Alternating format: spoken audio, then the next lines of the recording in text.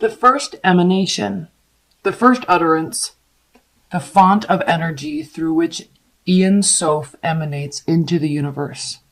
The crown sits above the head and embodies that which is beyond our comprehension. One must envision Keter not as an object that can be perceived, but as the light that is cast upon it. Keter's light is beyond knowability, a timeless expanse of pure consciousness. Only through respect for our own limitations do we begin to see the shadow of its nature. As the highest point on the tree of life, all continuums cascade downward from it. Keter stands in contrast to Malkuth, who rests at the very bottom of the tree.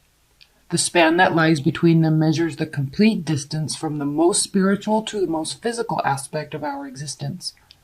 Journeying downward from this point, all other emanations become increasingly close to our present experience. So we have at the bottom of the deck, we have the Six of Pentacles. So obviously giving, receiving, reciprocity, but also generosity. Because he knows that he's giving. The receipt is not coming from them. That what he's receiving is not coming from them. He's giving because he knows that they need it or they want it or they'll be able to have fun. It's like giving kids money to go to the candy store, right? It's pleasurable to be able to give someone an experience. So in this deck, all right, this is reciprocity. This is giving and receiving. This is equality in giving and receiving. However, there is a higher level aspect to this card that talks about not what we get, but the pleasure that we get because we give. So I think this month there is an understanding. The Empress reversed. This is about either having a miscarriage or I always say the baby thing, pregnancy or miscarriage with this card, but it is only one of the meanings. It doesn't necessarily mean that, but it can mean that. It can mean a miscarriage. So yes, or, laying something down or losing energy for a project that you were once excited about. Now I know Geminis, your mind is just so rapidly working all the time and absorbing energy all the time from everyone and everything around you. You're one of the most brilliant signs because you have that ability to absorb facts. And so it is probably not uncommon for you to become very excited about a project and want to put 150% into it, or a person, or a relationship, or a new experience.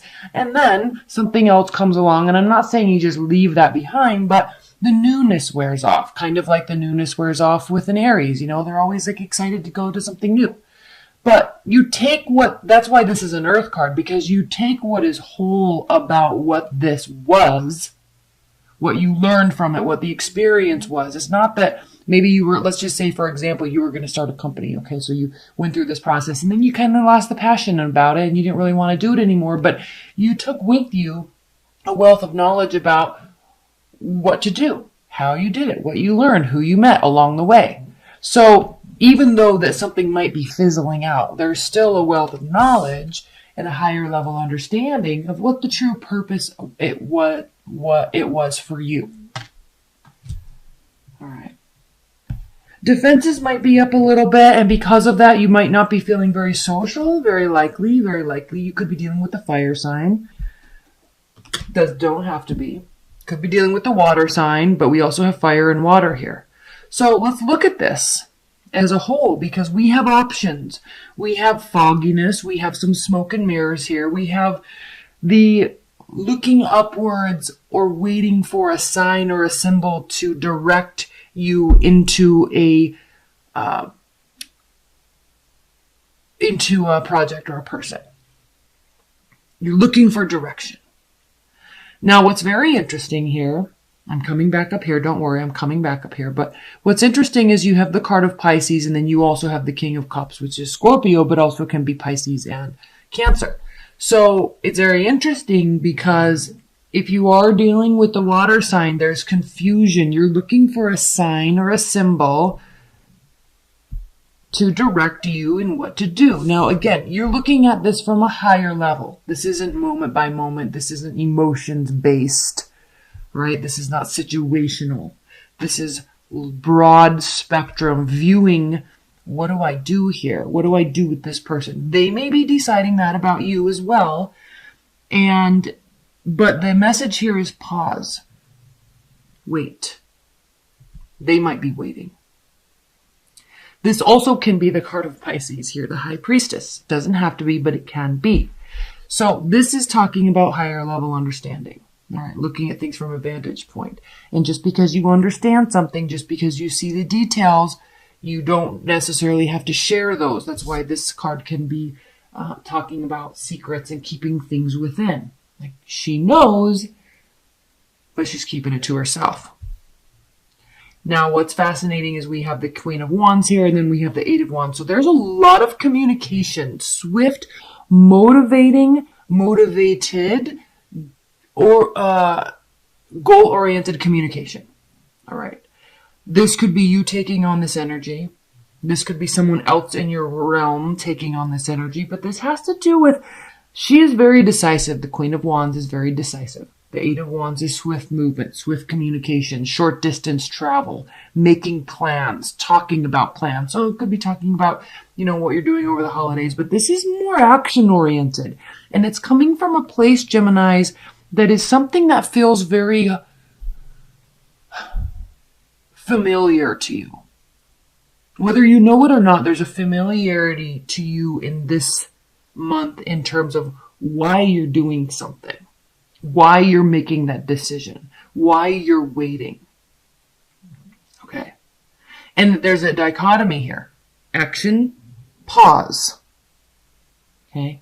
Action, direction, movement, feelings, understanding.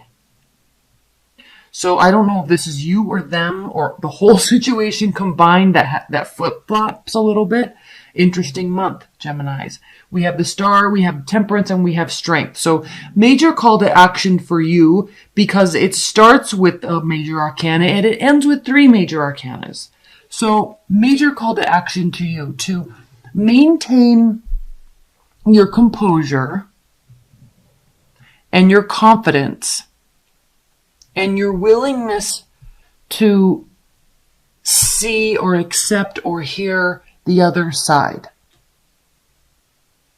All of the sides. And like the parallax gap, you understand that there are many sides to every story. And it is almost impossible to always get the whole unless you can see it and put together all the different components of the puzzle or of the story. So, maintaining composure. There is a call to action for you to definitely maintain composure this month. Let's pull some clarifiers. These are beautiful major arcana cards. Faith and hope, healing, maintaining your temperament, and having and maintaining your confidence. So whatever's happening up here, this is also like your wheelhouse because you can be like this and you can be like this very easily. You really work well in both of these realms. And so it's not uncommon for these to be both of you throughout the month. And that could be why you're getting this kind of quiet confidence about you, about what you're doing, because you feel at home here and you feel at home here. You feel at home with this person and you feel at home with this person, right? That's why there is this card of reciprocity. That's why there is this card of generosity. Okay, not starting something new. So you're working something that's already been working, or you're stopping something that's not working and taking the lessons from it. Defenses are up a little bit with respect to that. Again, this is a card of generosity. This is a card of maintaining sure footing. So you either need this, okay, and until you get it, your defenses are up. Until you get it, you're not putting more effort in. This possibly, Geminis, can be you need somebody else to do something before you will give more of yourself or of your time or your energy or your money, resources. You might be waiting and hanging out for somebody to make a decision before you do more. This has to do with where effort is being put into oneself. And there's again, remember when I said you don't have to do anymore? It's like it's up to the other person. I think there is a general consensus in this reading, Geminis, that it is. You can take a liberty this month and wait. You don't need to run off and be single. You don't need to try to save more money. I mean, obviously you can if you want to, but this is not about you and your independence. This is about you're already ready, or you're realizing what areas you do need to work on before you can be ready. This can go both ways. But this does have to do with a pause because it's somebody else's turn. Something needs to be said, something needs to be done, or something needs to be shown to you before you will give anymore. Okay? You have it already, but it's locked up. Okay? You can be generous when the time is right. That's why your defenses are up. Let's pull some outcome messages. Please clarify, or what are the outcome, advice, and guidance messages for Geminis this month? Outcome, advice, and okay, let's just do them. There's a lot of here, so just bear with me. We've got the Tower, Two of Swords. Okay. Outcome, advice, and guidance. You're pausing, remember. Okay? You don't have to feel any regret about anything. Your decision is made based on what they do.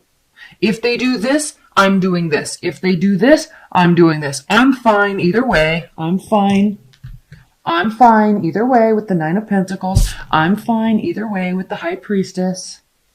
Okay? I'm not going to give you anything because you don't deserve it. If you want stuff to hit the fan, fine. If you want the shit to hit the fan, fine. I've already made my decision. Either way, I don't have any regrets. Good, Gemini.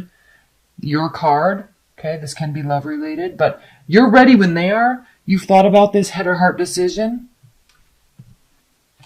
This is advice and guidance. So, either they're not, again, you're not taking any swift action. It could impact you, but you're not really going to be showing it. All right? You're not going to be putting any action into it. You're hoping they do one thing, but if they don't, shrugging shoulders. Now, by you not taking any action, you could be dealing with somebody that's very sensitive, overly sensitive, right? And we love our water signs, yes, but when they take offense to something, it can get a bit ridiculous, no? So, you're not taking any action, and please apologize if you're cross-watching. I apologize. I'm meaning no offense, but I'm speaking to Geminis. So, they could get really caught up in their head. Okay, so can you, but I don't think this is not your energy to stay here. Okay? You're not about this life. And you're usually about this life, but you're not about rushing in. Like this is you thinking with your head and not your heart and being very strategic and smart about how you're going to make the next move. And you're giving them ample opportunity because you see the bigger picture. You understand what's really going on here, and you're not going to play their game. They're going to play yours.